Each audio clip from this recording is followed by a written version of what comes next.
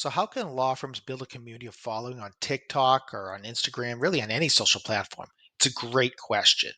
So, building a community on TikTok starts with knowing your target audience. Think about the legal questions. What are the concerns your potential clients have? What are the things that they ask you on a regular basis? So, with that, create short, informative videos that address these issues in a clear and a concise manner.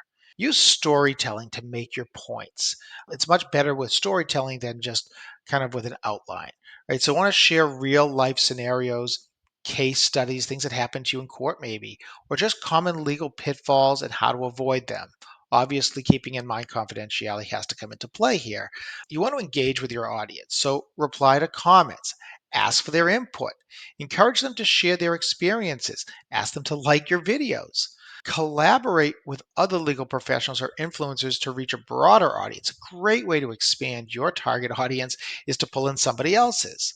So, consistency is really key as well. Just like we post a daily video here, you want to post regularly and stay on top of trends without compromising your professional tone in any way. And finally, don't be afraid to show some personality.